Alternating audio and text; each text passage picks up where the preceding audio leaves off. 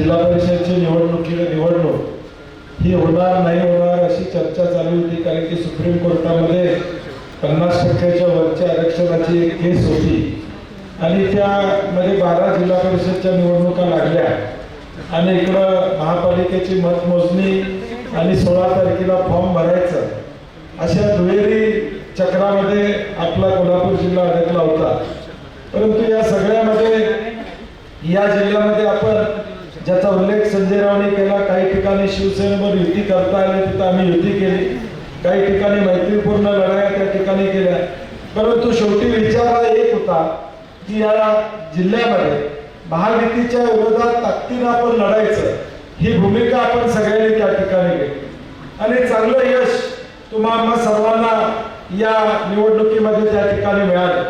राधानगरी असू दे, राधानगरीमध्ये 3 जिल्हा परिषदचे सदस्य निवडून आले, हातकणंगल्यामधून 3 आले, करवीर मधून आपले दक्षिण आणि करवीर मिळून 5 आले, त्याचबरोबर गगनबावड्यातून 2 आले, शिरोळमध्ये त्या ठिकाणी आले. ह्या सगळ्याची बेरीज करून आज हा आकडा, ज्याचा उल्लेख सगळ्या वक्त्यांनी केला, की एक प्रभावी विरोधी पक्ष म्हणून आपला आकडा निश्चितपणे या जिल्हा परिषद मध्ये आला आणि ज्याचा उल्लेख राजू शेट्टींनी केला. मी देखील भाषणात सांगायचो की जिल्हा परिषदचा संबंध हा सामान्य माणसाचा घरात अंगणवाडीपासून सुरुवात होतो. अंगणवाडीला जाणारं मूल आमचं हे जिल्हा परिषदच्या अंगणवाडीत जातं. आमच्या घरात एखादी बाळंती नसेल तर तिची निगा राखणारी आशा वर्करी जिल्हा परिषदच्या अंडर त्या ठिकाणी येते. जिल्हा परिषदची शाळा असते आणि गावाला पाणी देणाऱ्या योजना, ज्याचा उल्लेख शेट्टी साहेबांनी केला, वास्तव आहे की आता 18,000 कोटी रुपये शेट्टी साहेब केंद्राकडून येणं राज्य शासनाला या ठिकाणी, आणि या बजेटमध्ये फक्त 68,000 कोटी रुपये देशासाठी आहेत. 18,000 कोटी आमची मागणी आहे राज्याची, तोपर्यंत या योजना पूर्ण होणार. म्हणजे हर घर नळ या पद्धतीच्या घोषणा फक्त भाजपच्या झाल्या, पाणी मिळेल का नाही शंका. आणि म्हणून तुमची जबाबदारी असेल की आता प्राथमिक आरोग्य केंद्र असेल किंवा आपलं पाणी पुरवठा असेल, या सगळ्या गोष्टी लोकांच्या पर्यंत पोहोचवायचं काम आपण केलं पाहिजे. सगळ्याच वक्त्यांनी सांगितलं, सत्तेत असण्यापेक्षा विरोधात असल्यावर या ठिकाणी जास्त निधी खेचता येतो, कारण की विरोधकाची भीती ही सत्तेतल्या लोकांना जास्त असते. परंतु त्यासाठी सभागृहात आपल्याला थांबावं लागेल, ज्याचा उल्लेख झाला, जनरल बॉडी रात्री 12 वाजले तरी चालवावी लागेल, या पद्धतीची भूमिका तुम्हाला त्या ठिकाणी घ्यावी लागेल. अजून वेळ आपल्याला, आज पहिलाच दिवस आहे. आपण एकदा या निवडणुका लागल्यामुळं महापालिका आणि तुमचा एक दिवसभराचं प्रशिक्षण आपल्याला केवायसी त्या ठिकाणी घ्यायचं आहे. महानगरपालिकेचे आमचे 35 लोक आणि हे सगळे पंचायत समितीचे एकत्र प्रशिक्षण आपण घेऊया की कशा पद्धतीनं जनरल बॉडीला बोललं पाहिजे, कशा पद्धतीनं मुद्दे या ठिकाणी मांडले पाहिजेत. आता मला वाटतं अभिजित अनुभव आहेत, एकनाथ पाटील आहेत आणि कोण अनुभव आहेत आता जिल्हा परिषद दोघंच मला वाटतं तुम्ही, अमर पाटील एक आहे, त्यामुळं रसिकाता आहे. त्यामुळं या सगळ्या अनुभवानी नव्या लोकांना सगळी माहिती देणं, अशा पद्धतीचं नियोजन, कारण की बरेच लोक ग्रामपंचायत मधून जिल्हा परिषद मध्ये आलेले आहेत आणि म्हणून कामाचं काय काम करावं हे सांगण्याची आवश्यकता लागणार नाही. परंतु उठावदार काम आपल्याला निश्चितपणे या जिल्ह्यामध्ये करता येईल, ही भूमिका आपल्याला घ्यावी लागेल. आणि म्हणून आता तुमची आता पहिल्या पंचायत समितीच्या निवडणुका सभापतीच्या होतील, मग जिल्हा परिषदच्या निवडणुका होतील. थोड्या सभापती निवडी झाल्यानंतर राधानगरी आणि गगनबावडा आपले सभापती त्या ठिकाणी होऊ शकणार. या निवडी झाल्यानंतर जिल्हा परिषदची आपली जनरल बॉडी, त्याच्या आधी आपण सगळेजण एकत्र बसू, गट नेता तयार करणं किंवा जिल्हा परिषदची पार्टी मीटिंग घेणं, या सगळ्या नियोजन आपण पुढच्या काळामध्ये निश्चितपणे या ठिकाणी करूया, जेणेकरून काँग्रेस, स्वाभिमानी शेतकरी संघटना आणि शिवसेनेचा तसा हा कामकाजामध्ये उठला पाहिजे. या पद्धतीचं नियोजन आपण सगळेजण या ठिकाणी करू. ही निवडणूक राहुल म्हणले तसं एका बाजूला महायुतीची प्रचंड पैशाची ताकद, प्रचंड पैसे, आणि त्या पैशाच्या विरोधात सामान्य माणसाची लढाई आपण लढलो.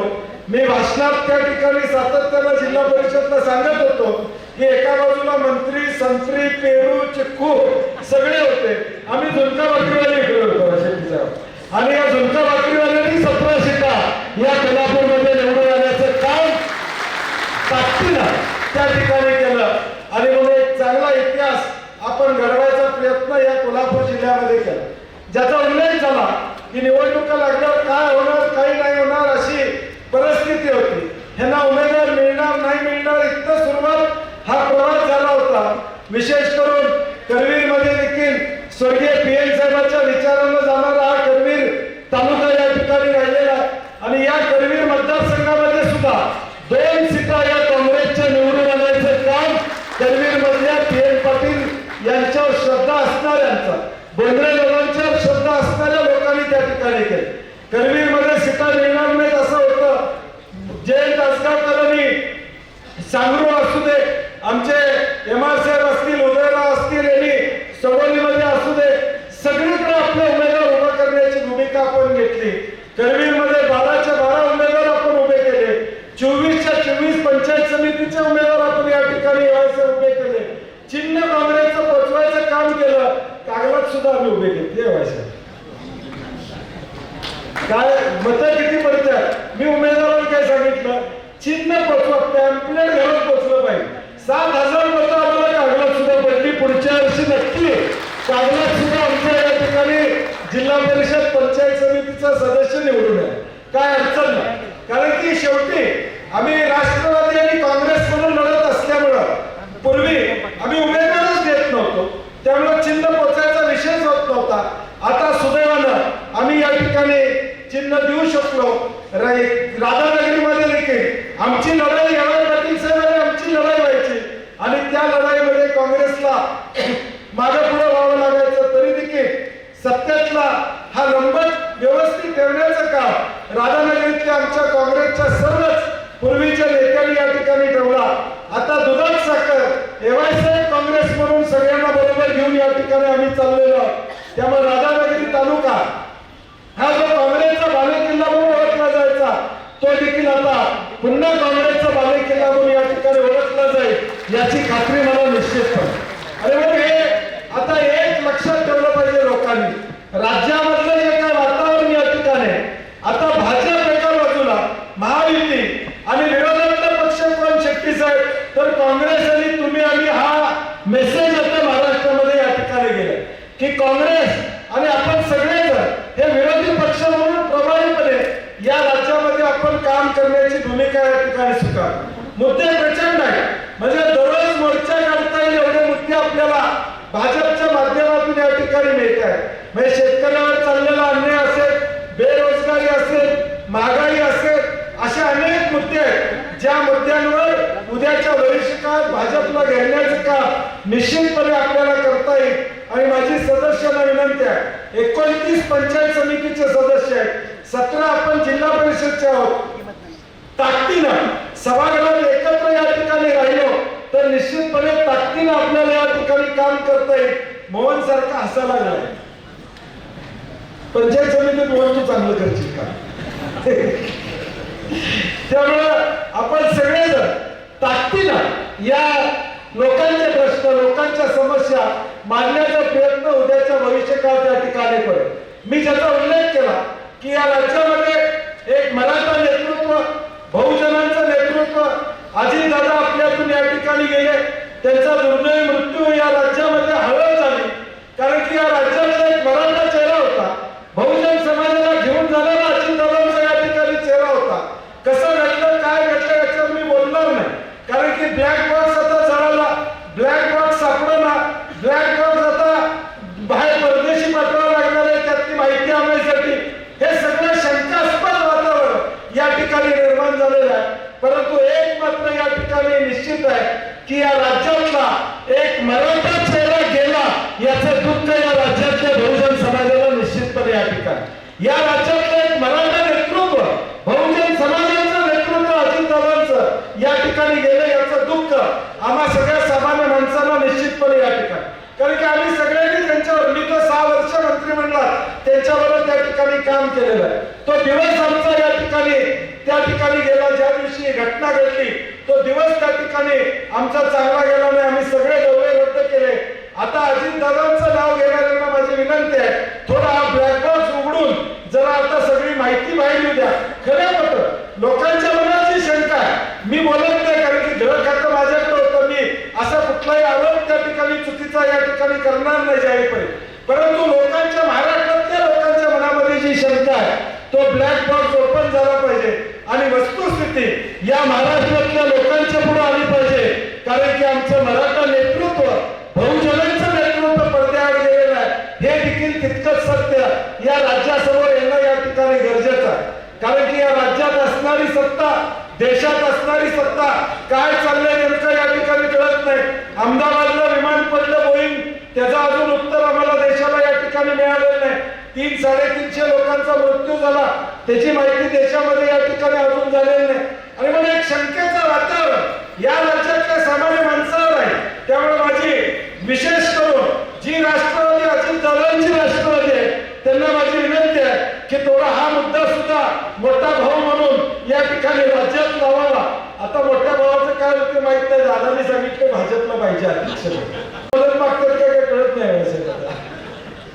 त्यामुळे काय परिस्थिती होणार आहे जिल्हा परिषद मध्ये उद्या या सगळ्या पुढच्या 15-20 दिवसात माहित नाही, परंतु आमचं लक्ष बारकाईनं पलीकडे काय होतं याच्यावर निश्चितपणे या ठिकाणी असणार आहे. काय कुठं खेळ करता आला तर नक्की करूया. त्यामुळे निश्चितपणे काय जमतंय का, कशा पद्धतीने करता येईल तो प्रयत्न आपण करू. परंतु ज्याचा उल्लेख मगाशी झाला की विरोधी पक्ष म्हणून आम्हाला मॅन्डेट मिळालेला आहे, ती भूमिका आम्ही निश्चितपणे उद्याच्या भविष्यकाळात निभावायचा प्रयत्न आमच्या उद्याच्या भविष्यकाळात निश्चितपणे या ठिकाणी असणार आहे. हे मला मुद्दामून सांगायचं. कागद असू दे, पन्हाळा असू दे, आम्ही चांगल्या पद्धतीने उमेदवार दिले, लोकांच्यापर्यंत पोहोचण्याचं काम आपण प्रामुख्याने केलं. शेट्टी साहेब, आता शक्तीपीठ विषय तुम्ही बोललाय, खरं आहे. आता तो करवीर मधनं असं जाणार आहे, म्हणजे आता करवीर मधनं आता ऑलरेडी शिरोलीच्या पुलामुळे अर्ध कोल्हापूर शहर या ठिकाणी बुडतंय. शियाबसनं चिखलीपर्यंतची सगळी गावं, भोगावतीचा काठ सगळा हा सगळा पुरामध्ये बुडतोय. आर्यापासून सगळी गावं, बीड बसून सगळ्या गावाला त्याचा फटका बसतोय. आता हा रस्ता पुन्हा बदल या ठिकाणी घ्यायचं चाललंय. मी आणि शेट्टी साहेब गेले 3 वर्ष झालं या रस्त्याचं सुरू झाल्यापासून आम्ही विरोधात त्या ठिकाणी भूमिका घेतोय. आम्ही विकासाच्या विरोधात त्या ठिकाणी नाही आहे. रत्नागिरी नागपूर हायवे झाला, आम्ही त्याला विरोध केला नाही. तो रत्नागिरी नागपूर हायवे त्याला मदतच करण्याची भूमिका आम्ही त्या काळामध्ये घेतली. त्यामुळे आमचा विकासाला विरोध नाही, आमचा चुकीच्या विकासाला विरोध आहे. 86,000 कोटीचा रस्ता आता 1,05,000 कोटीवर गेलाय. नारळ फोडायचा, अजून नारळ फुटायचा, त्याच्या आधी 1,05,000 कोटीवर या ठिकाणी हा रस्ता गेलेला आहे. आणि म्हणून माझी कोल्हापूर जिल्ह्यातल्या स्वाभिमानी लोकांना विनंती आहे की उद्याच्या भविष्यकाळात या जिल्ह्यामध्ये 2 मोठी आंदोलन आपल्याला हातात घ्यावी लागतील. एक शक्तीपीठ रस्ता याच्या विरोधातलं आंदोलन आणि उद्याच्या भविष्यकाळात वीज दरवाढ हे दुसरं आंदोलन आपल्याला या ठिकाणी घ्यावं लागेल. कारण की आता मी जिल्हा परिषदच्या भाषणात सांगितलं, प्रत्येकाचे वीज बिल हे 15 ते 20% आता वाढणार आहे. आणि त्या विरोधात या 2 विषयाला धरून उद्याच्या भविष्यकाळात या जिल्ह्यामध्ये आपल्याला भूमिका घ्यावी लागेल. आणि कार्यकर्त्यांना माझी विनंती आहे की आपण काय आता संपलो किंवा चर्चा करतात ते काय नाही आहे. आपण ताकदीने लढलो, नगरपालिका नगरपंचायती लढलो, ठीक आहे, यश आपल्याला कमी या ठिकाणी मिळालं, परंतु आपण शून्य झालो नाही. आपण शून्य झालो नाही. आज देखील नगरपालिका, नगरपंचायत, जिल्हा परिषद, महापालिका हा सगळा आकडा जिल्ह्यातला बघितला तर किमान 130-140 सदस्य हे जिल्ह्यामध्ये आपल्या महाविकास आघाडीचे त्या ठिकाणी या जिल्ह्यामध्ये महाविकास आघाडीचे आहे. म्हणून ताकद आपली मोठी आहे, तालुक्यामधली ताकद मोठी आहे. आज देखील महाराज आपण निवडून आलेल्या सदस्यांना बोलवत असताना जे दुर्दैवाने अपयशी झाले त्यांना देखील आज आपण बोलवलं. कारण की त्यांनी सुद्धा 5-10 हजार मतं ही प्रत्येक जिल्हा परिषद पंचायत समितीमध्ये घेतलेलं आहे. काँग्रेस असू दे, शिवसेना असू दे, शेतकरी संघटना असू दे, तो विचार पुढे घेऊन जाण्याचं काम त्या ठिकाणी केलेलं आहे. मला राजू शेट्टी यांनी, गणपतराव दादा, राजू बाबा आवळे, राजीव किसन आवळे या चौघांचे मला धन्यवाद द्यायचे आहे की जिल्ह्यामध्ये महाराज या चौघांनी उमेदवार एकमेकाला पक्षात दिले, खरं कुठेही वांदे झालं नाही. एवढी युती आघाडी चांगली या 2 तालुक्यामध्ये या ठिकाणी झाली. म्हणजे कुंभार शिवसेनेचे हे काँग्रेसमध्ये जनतेला आपण या ठिकाणी दिले, काँग्रेसमधून निवडून आले. शिरोळमध्ये सुद्धा, हातकणंगल्यात सुद्धा स्वाभिमानी शेतकरी संघटनेचा माणूस चिन्हावर उभारला, काँग्रेस उद्देश एकच होता की या भ्रष्टाचारी महायुतीला या ठिकाणी थांबवायचा, हा उद्देश या ठिकाणी होता. आणि म्हणून आता स्थानिक स्वराज्य संस्थेच्या सगळ्या निवडणुका आता झालेल्या आहेत. उद्याच्या भविष्य काळात आता मार्च मध्ये गोकुळचं रणांगण या ठिकाणी सुरू होणार आहे. आता काय होणार आहे मला माहित नाही, परंतु महाविकास आघाडी म्हणून गोकुळ सुद्धा आपल्याला लढवायला लागेल हे मला आपल्याला या ठिकाणी सांगायचं. आणि म्हणून त्याची तयारी आपण करूया, ताकदीने या ठिकाणी उतरूया. गोकुळमध्ये ज्यावेळी सत्ता आम्ही घेतली त्यावेळी मी 2 रुपयाचं दुधाला देतो ही भूमिका या ठिकाणी घेतली होती. तब्बल 12 रुपयाचे हे शेतकऱ्याला देण्याचं काम व्यवसाय तुम्ही आम्ही सगळ्यांनी या ठिकाणी केलं. आणि म्हणून उद्याच्या भविष्य काळात देखील 5.5 लाख लोकांच्या वर शेतकऱ्यांची निगडीत असताना गोकुळ दूध संघ आहे. या जिल्ह्यातला एक अर्थकारण ग्रामीण भागाच्या शेतकऱ्यांचं या गोकुळच्या माध्यमातून या ठिकाणी होत असतं. आणि माझी कार्यकर्त्याला विनंती आहे, विश्रांती आपल्या आयुष्यात दिलेली नाही आहे, संघर्ष आपल्या आयुष्यात कायमपणे या ठिकाणी दिलेला आहे. त्यामुळे पुढच्या या आता महिनाभरानंतर या सगळ्या निवडणुकीला ताकदीने सामोरं जाण्याची भूमिका आपल्याला घ्यावी लागेल. कारण की गोकुळ आपल्यासाठी महत्वाचे आहे. त्यानंतर मला वाटतं डिसेंबर मध्ये केडीसी बँक सुद्धा या ठिकाणी लागणार आहे. शेवटी आम्ही या जिल्ह्यामध्ये जे राजकारण करतोय ते संस्थेचं हित जोपासण्याचं राजकारण करतो. मागच्या वेळी आम्ही आघाडी म्हणून या ठिकाणी एकत्रित आलो. उद्या काय होणार मला माहित नाही, परंतु माझी स्वतःची तयारी महाविकास आघाडी म्हणून गोकुळची लढवायची या ठिकाणी निश्चितपणे असणार आहे. हे मला मुद्दामून आपल्याला सांगायचं आहे. कारण की शेवटी ज्या शेतकऱ्याबद्दल आम्ही दायित्व या ठिकाणी घेतलेलं आहे त्या शेतकऱ्याला 4 पैसे मिळाले पाहिजे ही भूमिका उद्याच्या भविष्य काळात आमची सर्वांची असणार आहे. कारण की पुढच्या महिन्याभरात बरंच काय घडेल. जिल्हा परिषदच्या सत्तेमध्ये बरंच वर खाली चाललेलं आहे. सकाळपासून जोरात युद्ध चालू आहे. तुम्हाला कळालं असेल, जोरात युद्ध चालू आहे. मोठा भाऊ नेमका कोण याच्यावर आता युद्ध चालू आहे. आता त्या मोठ्या भावानं मांडलं नाही तर आम्ही आहे.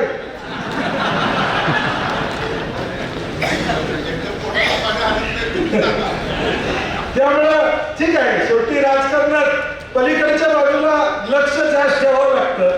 विरोधात काय चाललंय तिकडे जास्त लक्ष ठेवावं लागतं. त्यामुळे आमचंही लक्ष बारकाईनं या जिल्हा परिषदच्या नेमका जडणघडणीमध्ये पुढच्या या महिन्यामध्ये काय होणार आहे याच्यावर आमचं लक्ष असणार आहे. परंतु पुन्हा एकदा तुम्हा सगळ्यांचं अभिनंदन आहे, कौतुक आहे की आपण सगळ्यांनी या ठिकाणी ताकदीने या ठिकाणी निवडणूक त्या ठिकाणी लढवले. आपण सगळेजण एकत्रितपणे उद्याच्या भविष्य काळात सगळ्या गोष्टींना सामोरं जाण्याचा प्रयत्न आदरणीय शाहू महाराजांच्या नेतृत्वाखाली या ठिकाणी करूया एवढीच अपेक्षा या निमित्ताने या ठिकाणी व्यक्त करतो.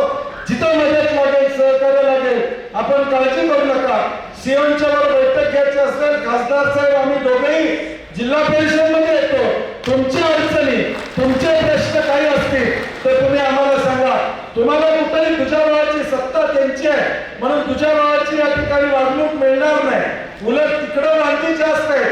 ते आता निवड झाल्यावर तुम्हाला लक्षात येईल पुढच्या 18 दिवसामध्ये काय वाढी होणार आहे, कसं होणार आहे हे आपल्याला या ठिकाणी लक्षात येईल. आणि त्यातून आपण आपली बातमी बळकट करूया, संघटन या ठिकाणी वाढवूया आणि ताकदीनं हा जिल्हा पुन्हा एकदा काँग्रेस असू दे, शिवसेना असू दे, स्वाभिमानी शेतकरी संघटना असू दे या विचाराचं आहे हे दाखवून देण्याचं काम उद्याच्या भविष्य काळात या ठिकाणी करूया एवढीच अपेक्षा व्यक्त करतोय. तुमचं अभिनंदन करतो आणि माझ्या 2 शब्द संपवतो.